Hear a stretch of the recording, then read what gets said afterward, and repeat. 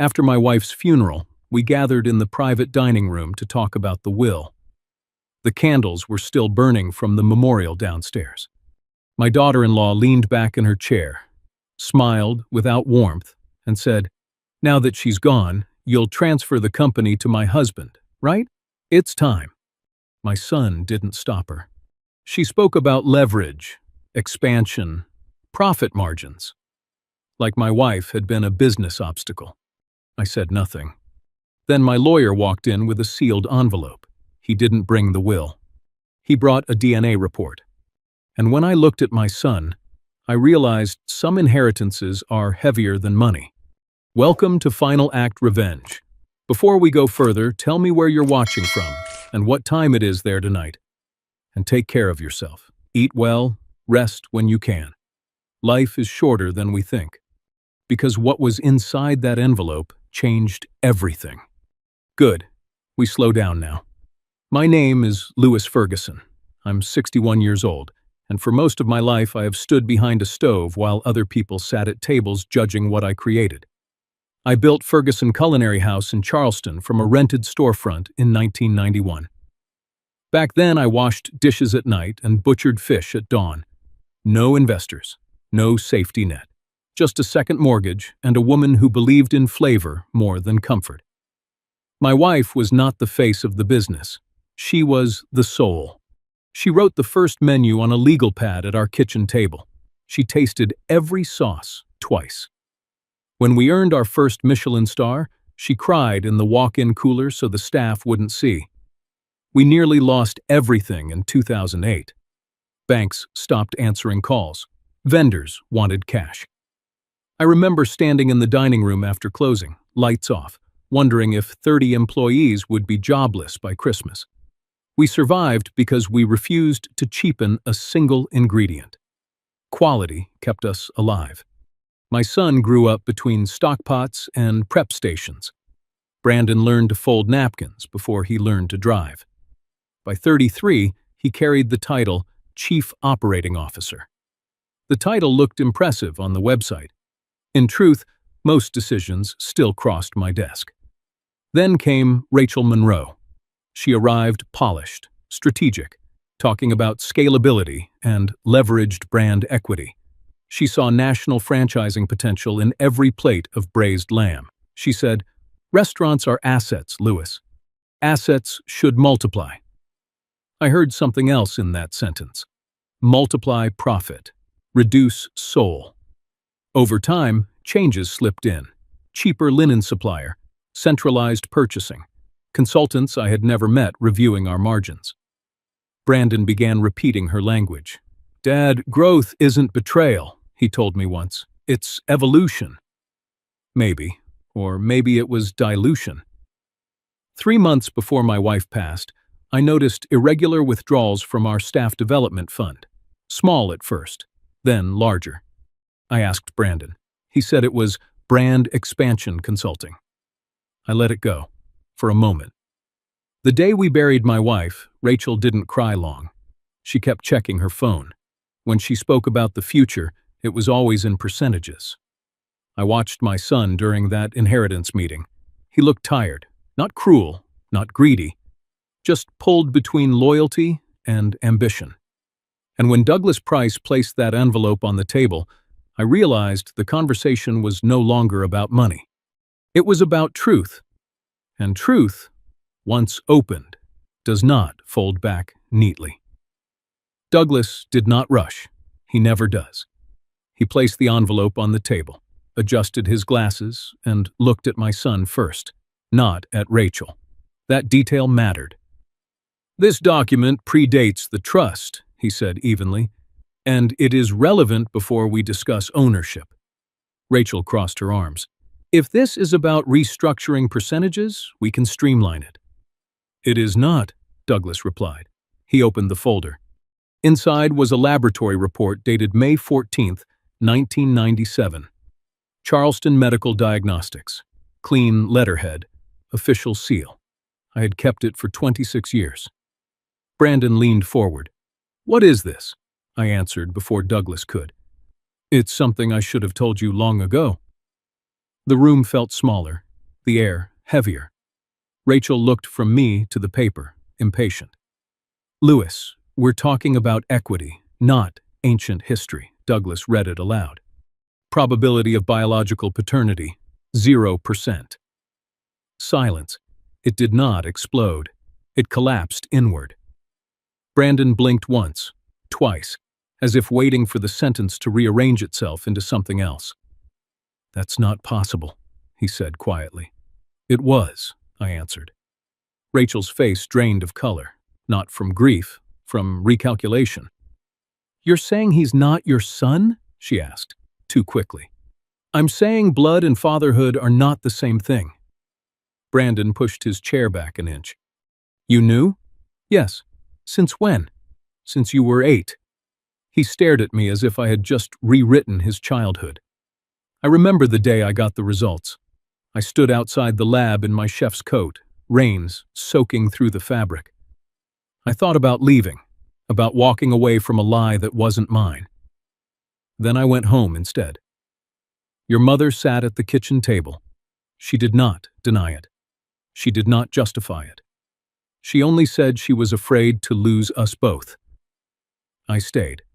Not because I was trapped, because I chose to." Rachel regained her footing faster than Brandon did. "Legally," she said, "he's still your heir.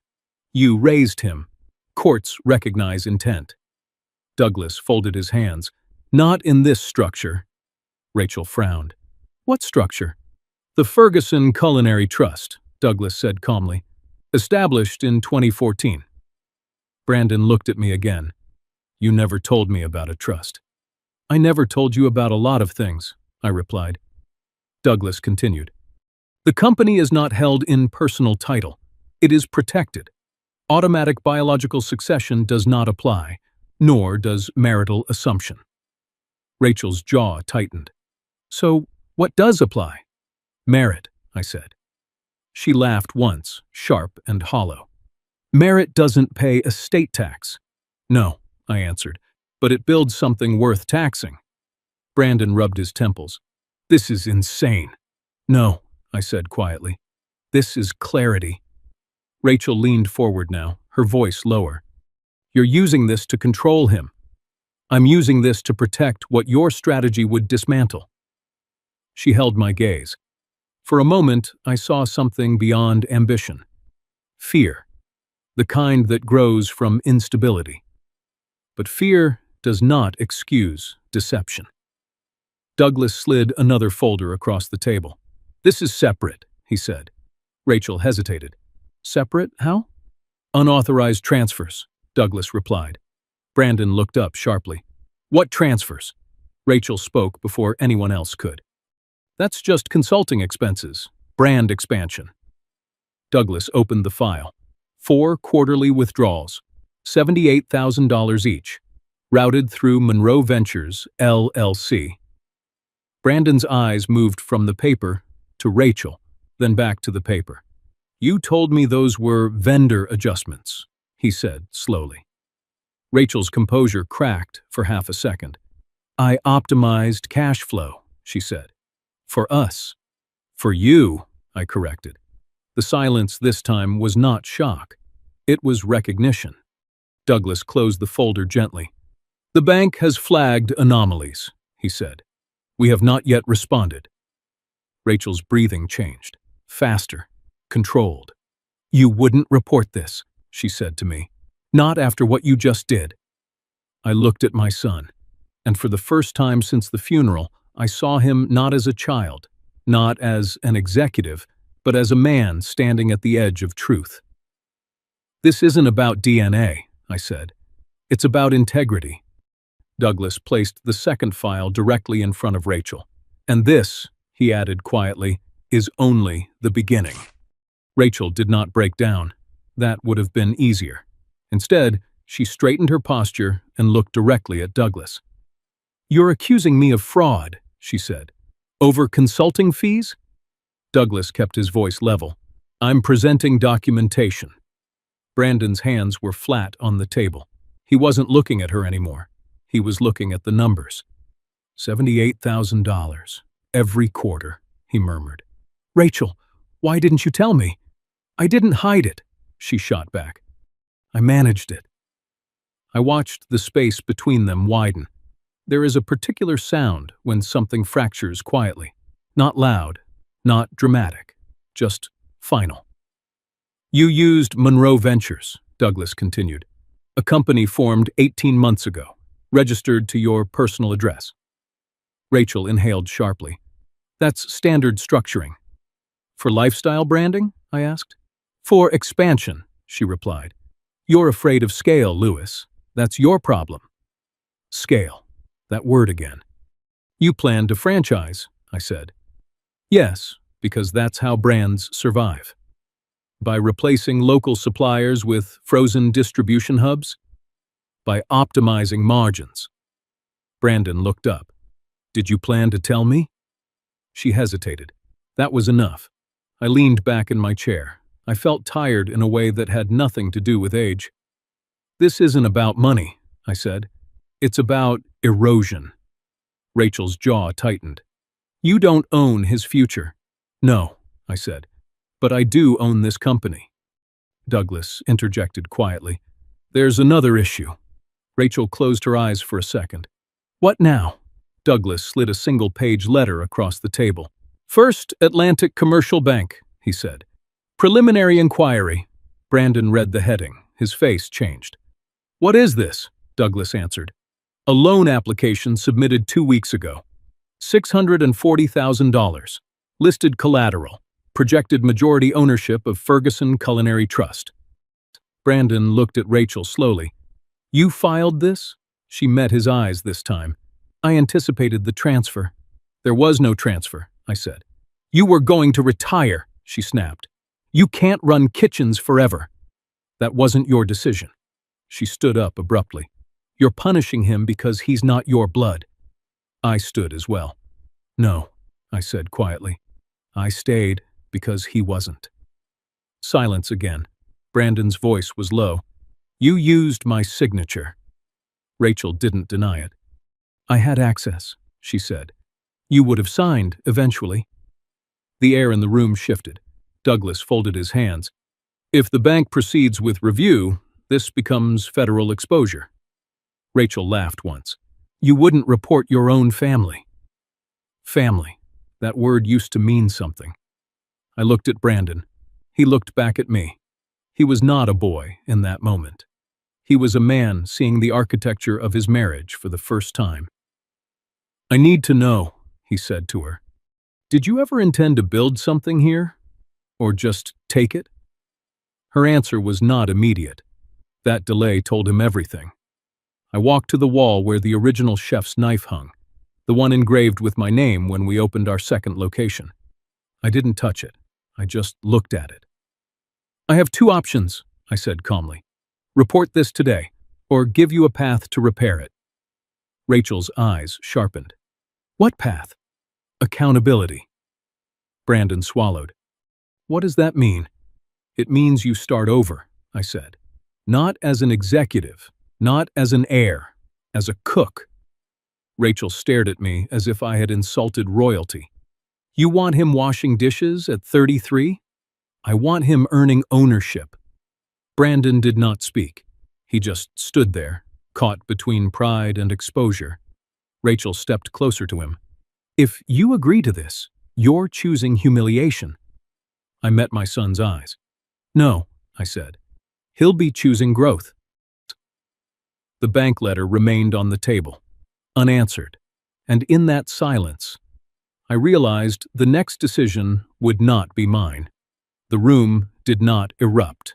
It thinned. That is the strange thing about confrontation. When truth finally surfaces, the noise disappears.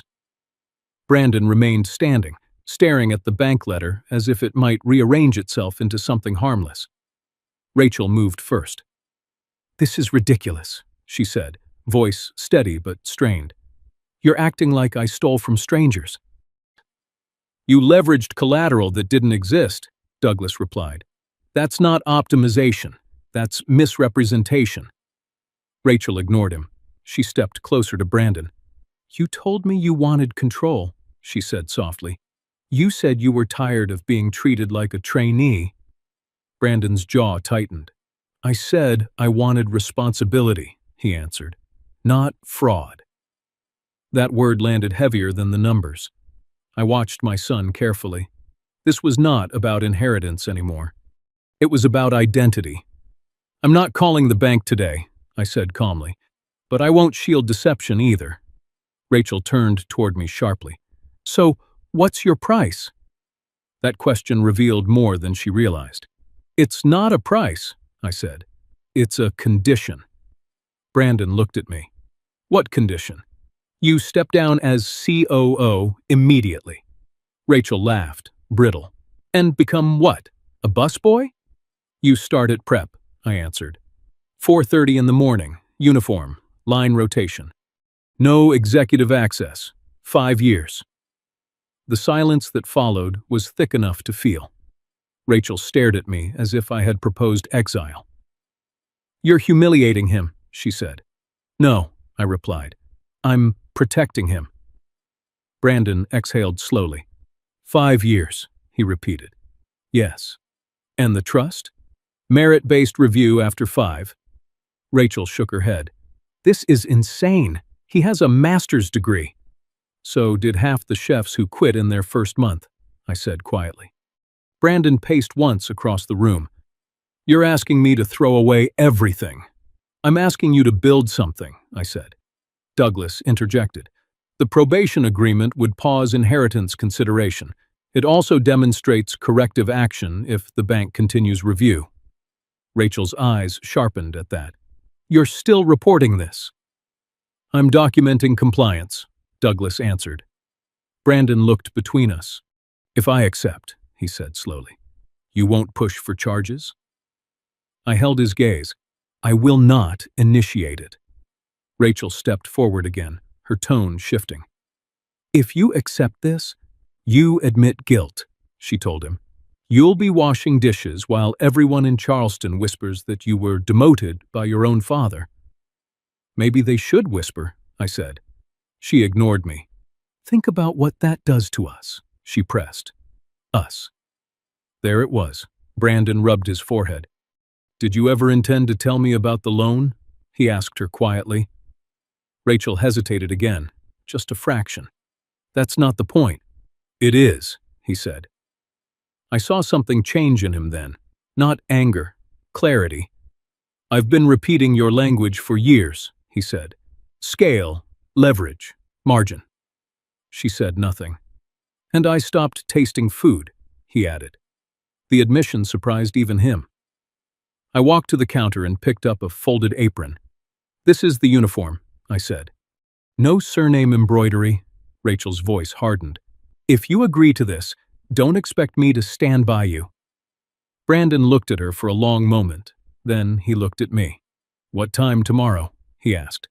4:30, I answered. Rachel stepped back as if struck. You're choosing him over your wife. I'm choosing accountability, he replied. She grabbed her purse abruptly. This is temporary, she said. You'll see. She walked out without looking back.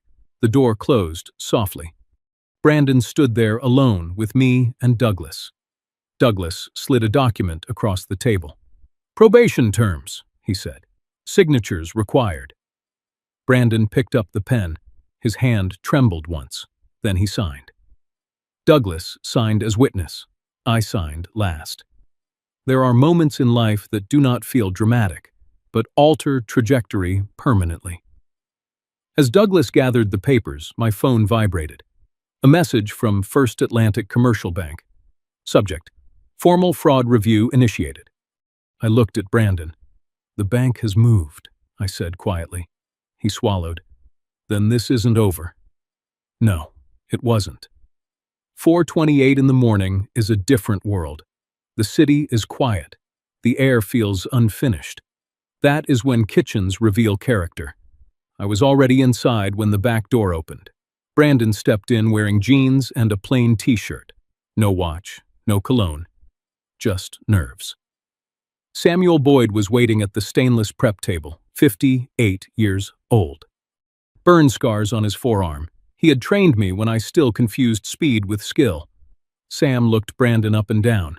"You lost?" he asked. "No," Brandon replied. "I'm here to work."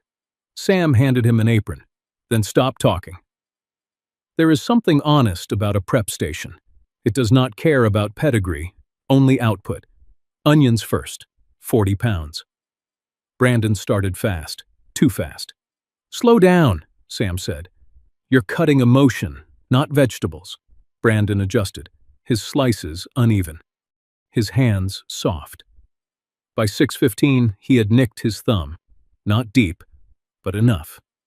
Blood on stainless steel looks brighter than you expect. Sam didn't react. He handed him a towel. "You bleed, you clean, then you continue." Brandon nodded. I stayed near the pass but did not intervene. That was part of the condition. Around 7:30, the lunch team filtered in. They looked at Brandon with curiosity, but not hostility. Kitchens are meritocracies. You earn your space. At 8:15, Douglas texted.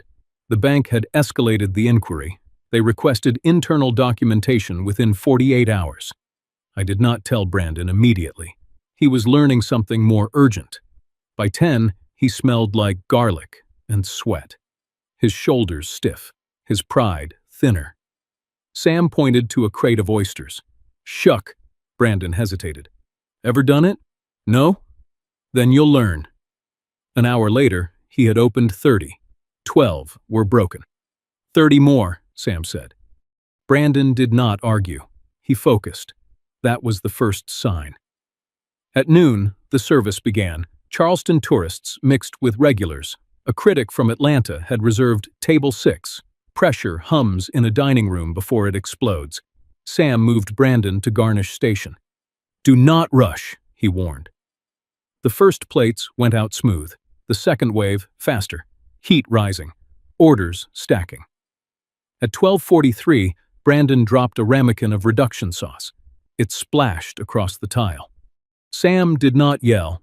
He just said, "Clean it, then reset." Brandon cleaned. Reset. Continued.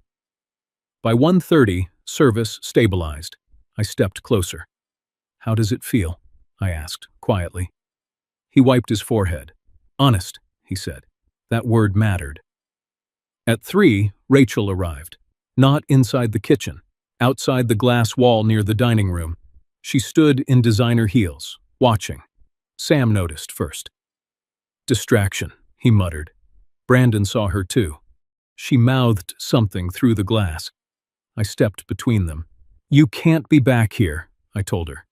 "I'm not," she replied calmly. "I'm observing." "Why?" "Because this won't last." Her voice wasn't cruel. It was certain. She lowered it slightly. "The bank contacted my attorney," she said. "You think this ends with dishwashing?" "It ends with responsibility," I answered. She looked past me at Brandon. "You're humiliating yourself," she called softly. He didn't respond. Sam leaned toward him. "You listening to noise or to rhythm?" he asked. "Rhythm," Brandon said. Rachel's composure cracked for a second. "This is temporary," she insisted. "He'll see that." I walked her toward the exit. "If you care about him," I said quietly, "stop pushing him toward shortcuts." She didn't answer. She just turned and left. Back inside, Sam placed a cast-iron skillet in front of Brandon. "Steak, medium rare, perfect center." Brandon inhaled once. Slow. He cooked it. Too long. Second attempt. Better. Third attempt. Right. Sam nodded once. "That's your first clean win." By closing time, Brandon's shirt was stained. His hands sore. His ego quiet. When the last ticket cleared, he leaned against the prep table. "I never noticed how loud kitchens are," he said. "They're loud because they're alive," I replied. Douglas called. "The bank will proceed with formal review," he said. "If they determine intent, charges could follow." "Against Rachel?" I asked, "and potentially against any executive aware of the misrepresentation." Brandon heard that. He straightened. "I wasn't aware," he said firmly. "I know," I answered. but the bank did not know that yet. Douglas continued. There is one more development. Rachel's attorney has filed a preliminary motion. For what? Marital asset protection. Brandon closed his eyes briefly. She's preparing for separation, he said. I looked at him carefully. This path won't be easy, he nodded. It wasn't supposed to be. Outside, the evening air felt different from the morning, heavier, consequential. Brandon untied his apron slowly. What time tomorrow? He asked. 4:30, Sam answered from behind him. Brandon smiled faintly. I'll be here. But as we stepped into the parking lot, my phone buzzed again. A notification from First Atlantic. Subject: Federal referral filed. And that was no longer just a bank matter. The next week did not ease. It tightened. Federal referral does not mean sirens. It means paperwork, interviews, quiet calls that begin with, "We just need clarification." Brandon arrived every morning before the sun. No excuses, no complaints. His hands were starting to change. Small cuts, thin burns along the knuckles, the skin learning heat. But outside the kitchen, pressure built. Rachel moved quickly. Her attorney filed a motion claiming marital interest in anticipated equity. Yeah, the phrase was clever. It suggested ownership without proving it. Douglas called me late one evening. She's arguing that your probation arrangement constitutes financial coercion, he said. I leaned back in my office chair. She signed nothing. She doesn't need to. She's framing narrative. Narrative? Rachel understood perception better than flavor. 2 days later, she came in person. Not to the dining room, to my office. She did not sit. You're destroying his reputation, she said calmly. Investors are asking questions. There are no outside investors, I replied.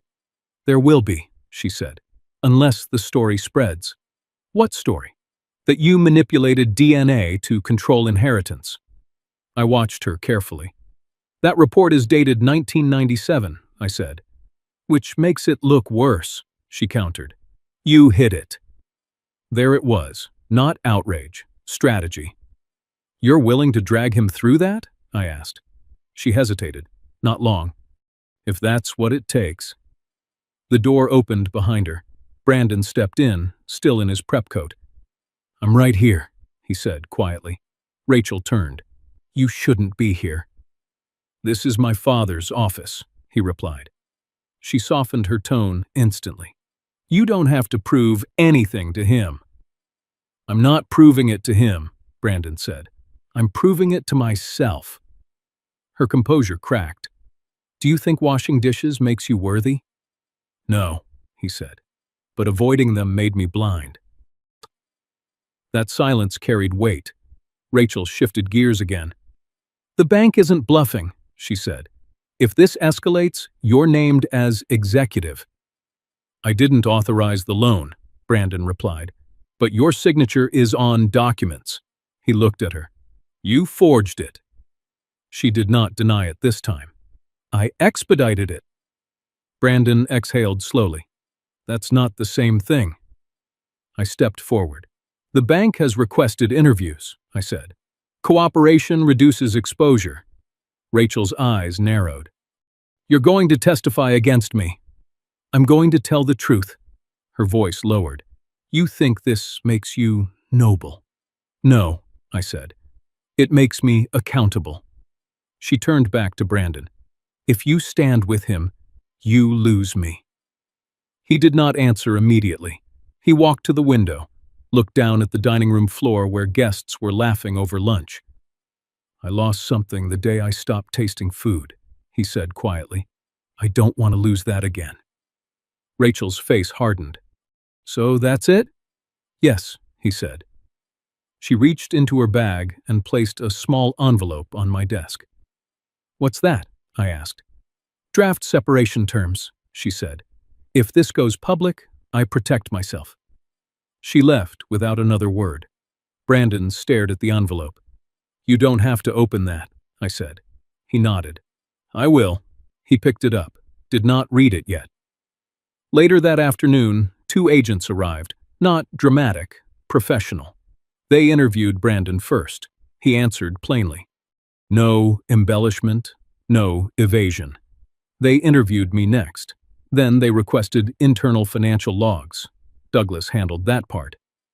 As the agents prepared to leave, one of them paused. "Mr. Ferguson," he said to Brandon, "if you weren't aware of the misrepresentation, your cooperation matters." Brandon nodded. After they left, the kitchen resumed normal rhythm, orders, flames, movement. But something had shifted. Not in the company, in my son.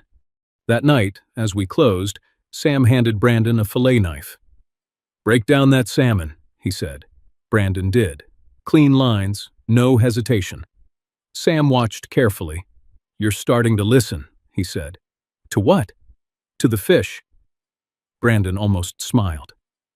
When we stepped outside into the cool air, Brandon finally opened the envelope Rachel had left. He read silently, then folded it. "She wants half of projected growth valuation," he said. "She's negotiating leverage," I replied. He looked at me. "I don't want leverage anymore." "Then what do you want?" "Respect." I nodded slowly. It is easier to inherit assets than to inherit discipline. My phone buzzed. A message from Douglas. Federal case number assigned. Preliminary hearing scheduled. I looked at Brandon. "This is real now," I said. He met my eyes. "I know." But as we walked toward our cars, headlights flashed across the lot. Rachel's car. She rolled down the window. "This isn't over," she said quietly. And for the first time, I believed her. The morning after the federal case number was assigned felt colder than usual. Not because of weather, because consequence had weight.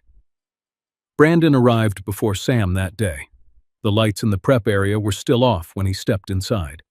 He turned them on himself. That mattered more than he realized. His movements were quieter now, less defensive, more deliberate. But pressure doesn't disappear when you choose humility. It intensifies. By noon, word had spread quietly among staff that federal agents had visited. Kitchens are ecosystems. Rumors travel faster than steam. One of the younger line cooks asked him directly, "Is it true you're under investigation?" Brandon didn't flinch. "I'm cooperating," he said. That answer earned him more respect than denial would have. Around 2 in the afternoon, Sam handed him a heavy stockpot. "Carry this to cold storage," he said. Brandon lifted it wrong. His back stiffened. "Again," Sam said. This time, slower. Better. Training is not glamorous. It is repetitive, unforgiving. And in that repetition, something inside him was stripping away. Later that evening, I received a call from Douglas. "The preliminary hearing is set for next Thursday," he said. "Rachel's attorney is arguing limited intent." "She forged documents," I replied. "They're framing it as financial desperation." That word lingered. Desperation. After I hung up, I found Brandon sitting alone in the empty dining room. Lights dimmed, tables set for tomorrow. He looked smaller in that space than he ever had as an executive. "She told me she grew up watching her parents lose everything in 2008, he said, without looking up. "I know," I answered. "She said security was the only thing that mattered." "And what matters to you?" He paused. "I thought it was status," he said. "But standing over a stove this week, I felt something I haven't felt in years." "What?" "Fear and pride." He finally looked at me.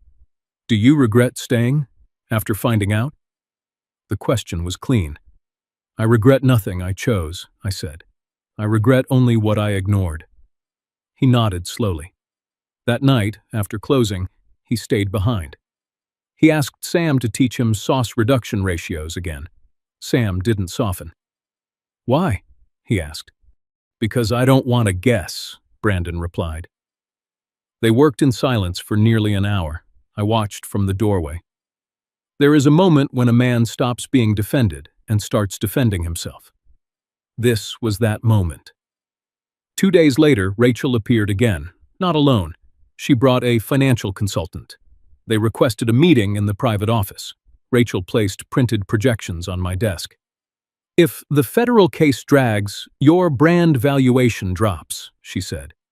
Investors will hesitate. There are no investors, I replied.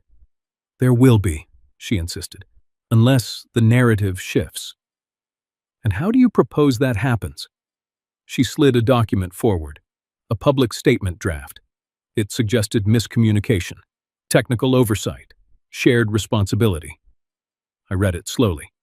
This implies Brandon authorized the loan, I said. It softens the legal blow, she answered. For everyone. Brandon stepped forward. I didn't authorize it. Rachel's tone sharpened. If you don't sign this, they'll make an example out of me. He didn't look at her. I won't lie. Her composure finally cracked. You think washing dishes redeems you? No, he said quietly. Telling the truth does. She left without shaking my hand. That night, Brandon signed the separation agreement formally. No shouting, no spectacle, just signatures. The following morning, the Michelin inspector returned unannounced. Service was packed. Pressure thick. Sam handed Brandon a pan. You're on fish tonight, he said. No buffer, no safety net. Brandon nodded. Tickets stacked. Flames flared. Orders barked. Halfway through service, he overcooked a halibut. He froze for half a second. Sam leaned close. Recover! Brandon did. Second plate perfect. The inspector tasted silently. Nods are subtle, but visible. After service, Sam placed a hand on Brandon's shoulder. You're not here to erase mistakes, he said. You're here to outgrow them. That line stayed with him. 3 days later, we received notice. Rachel's case would proceed formally, not just review. Formal. Felony classification possible. Brandon read the email twice. She's going to blame you, he said. She already has, I replied. He inhaled slowly. Then I'll testify. I looked at him carefully. That won't be easy. He met my eyes. Neither is 4:30 in the morning. That was when I realized he had crossed something invisible. Not from guilt to innocence, from entitlement to accountability. But as we closed that night, my phone vibrated again. A new message from Douglas. Additional evidence submitted by the bank, and this time it included recorded call transcripts. Douglas did not dramatize the message. He rarely does. Additional material surfaced, he said over the phone. Recorded calls between Rachel and the bank officer handling the loan. I stood in the narrow hallway outside the kitchen while the dinner service moved behind me in steady rhythm. What kind of calls? I asked. Strategic ones.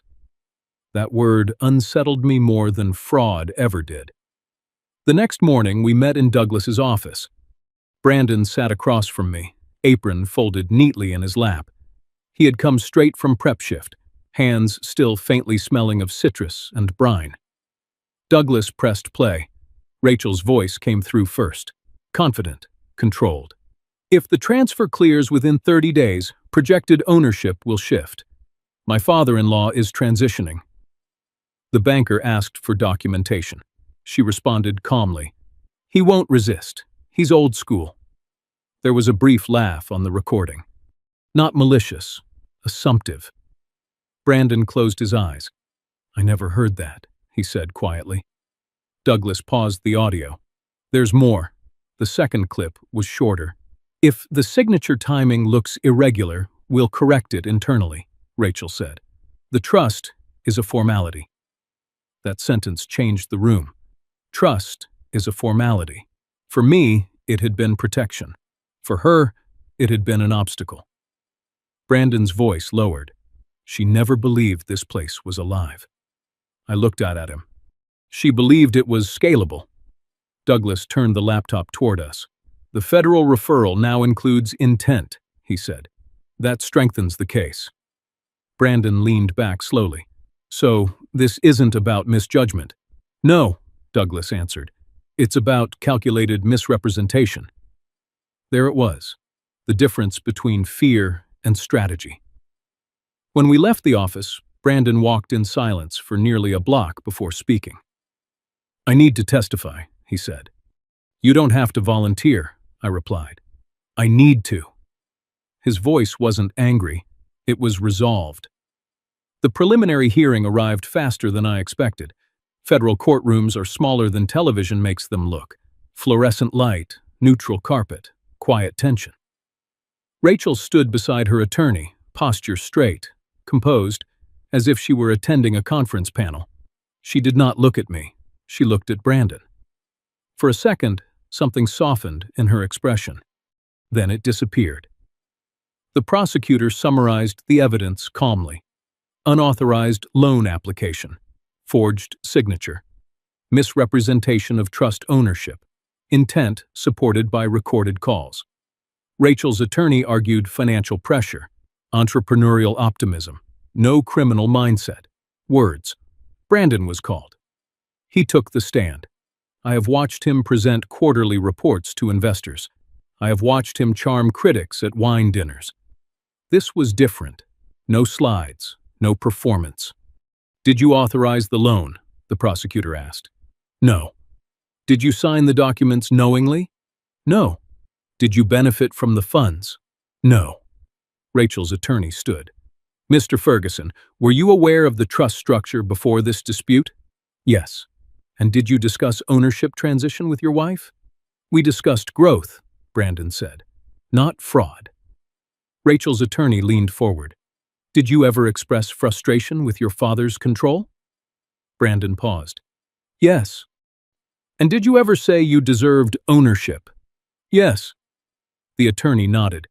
"Is it possible your wife interpreted those statements as permission?" Brandon's voice remained steady. "No?" Rachel looked down. That was the first crack. When Brandon stepped down from the stand, he did not look at her. The judge scheduled formal proceedings. Felony classification retained. Probation unlikely. Outside the courthouse, reporters gathered. Rachel did not speak. Brandon did not either. We drove back to Charleston in near silence. Halfway home, he finally said, "I thought love meant protecting each other." "It does," I said, "but not from truth." He nodded once. Back at the restaurant, service resumed as if nothing had shifted. But something had. The staff had watched him testify on local news. Sam approached him quietly. "You showed up," he said. "That's all I did." "That's more than most." Weeks passed. The trial date approached.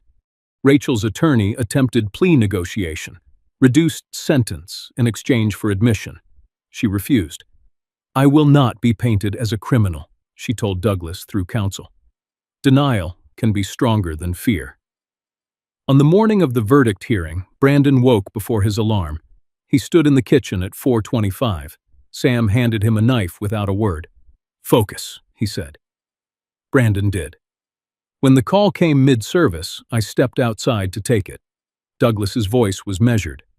"Conviction on wire fraud," he said. 18 months probation. 7-year restriction on corporate leadership. Financial restitution required. I exhaled slowly. Not victory, finality. When I told Brandon, he did not smile. He just nodded. "Then it's done." "Not entirely," I said. He looked at me. "She'll blame you," I added, "for cooperating." He wiped his hands on a towel. "She can." That evening, as we closed the kitchen, a courier arrived. Certified envelope. Return address, Monroe Legal Counsel. Brandon stared at it for a long moment before opening it. Inside was a single sheet of paper, and, at the bottom, Rachel's signature. Brandon unfolded the paper slowly. It was not a plea for reconciliation. It was a formal acknowledgement of judgment and restitution terms. Rachel had signed the agreement accepting probation, financial penalties, and a 7-year prohibition from holding executive authority in any registered corporation. At the bottom of the page, below the legal language, there was one handwritten sentence. "I did what I thought survival required." Brandon read it twice. Then he folded it again. He did not tear it. He did not crumple it. He simply placed it on the stainless prep counter beside him. "She still thinks this was about survival," he said quietly. "Maybe it was," I replied. "Just not the kind she imagined." He nodded once. Service began 20 minutes later. Life has a way of refusing to pause for personal collapse. Orders came in, sauces reduced, plates moved. The rhythm continued. That rhythm had become Brandon's anchor. Months passed. Probation terms became routine headlines. The media cycle shifted to other scandals. Charleston's dining scene returned to normal curiosity, but inside our kitchen, change was permanent. Brandon did not return to executive meetings. He did not request updates on valuation. He showed up before sunrise. He stayed after close. Sam pushed him harder than anyone else. "You're not here to recover reputation," Sam would say. "You're here to master repetition." There is something humbling about perfecting the same cut of shallot 500 times. It strips away illusion. One evening, nearly 3 years into the probation period, a Michelin inspector returned quietly. Not announced, not scheduled. Brandon was on the fish station. The room hummed, orders stacked, heat flared. He worked with steady hands, no hesitation, no glance toward the dining room, just focus. When the final plate left the pass, Sam leaned in. "You didn't flinch," he said. "I wasn't performing," Brandon replied. "I was cooking." That distinction mattered. Weeks later, the rating was confirmed. 2 stars maintained, and a note in the review mentioning exceptional consistency in execution. Brandon read that line silently. He didn't smile broadly. He just breathed differently. 5 years after the probation agreement was signed, we held a private staff gathering. No press, no ceremony. Just the people who had stayed. I stood in the center of the kitchen holding the chef's knife engraved with my name, the one I had received when we expanded to our second location decades ago. Brandon stood across from me, not in a suit, in his prep coat. "You understand what this place costs now," I said. "Yes," he answered. "Then you understand what ownership means." I handed him the knife. He didn't grab it quickly. He took it carefully. "Effective immediately," I said to the staff, "Brandon Ferguson assumes 51% operational control under the terms of the Ferguson Culinary Trust." No applause at first, just recognition. Then Sam clapped once, others followed. Not loud, but real. Later that night, after everyone left, Brandon and I sat alone at the bar. "You could have destroyed her," he said. "I didn't need to," I replied. He nodded. "She destroyed herself." Outside, Charleston's streets were quiet. Inside, the kitchen lights glowed softly.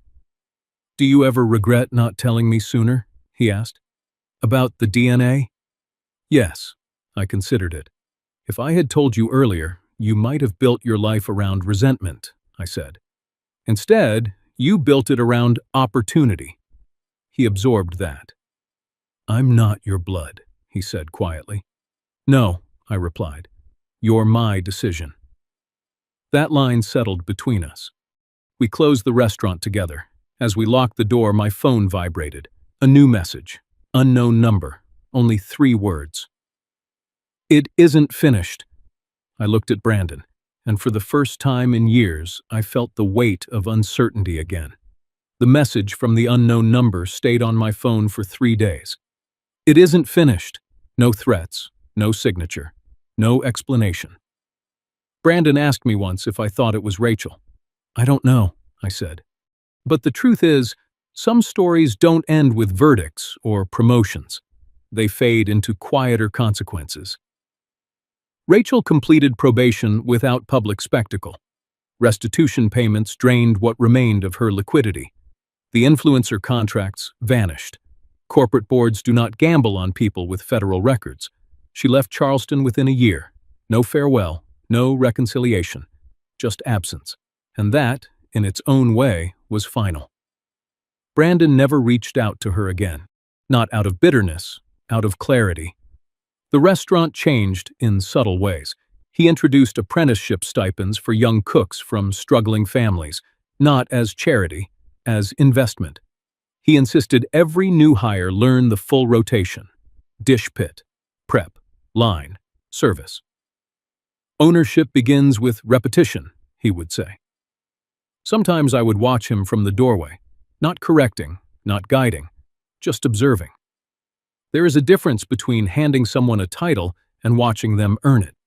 5 years reshaped him, not because punishment demanded it, because humility allowed it. One evening, long after closing, he brought me a plate he had designed alone. No replication of my recipes, no shadow of my style.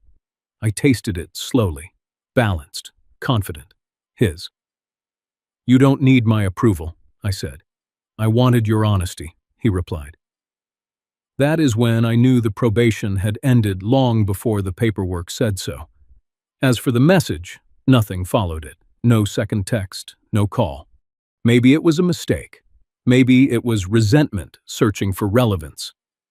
But life continued. And I realized something important. Revenge feels loud in imagination. Justice feels procedural in reality. Redemption feels quiet. When I learned about the DNA all those years ago, I thought blood defined everything. It doesn't. Choice does. I chose to stay. He chose to grow. Rachel chose survival over integrity. Every inheritance in this world carries more than money. It carries standard. If you are watching this and you have ever felt sidelined in your own life, remember this. You don't inherit respect. You build it. And sometimes the hardest truth you ever face becomes the foundation you stand on. Thank you for staying with me and sharing this story today. Tell me in the comments where you're watching from and what time it is there right now. If this story moved you even a little, don't forget to subscribe to Final Act Revenge. Another story is waiting for you on your screen. YouTube believes you'll enjoy it, and I think you might too.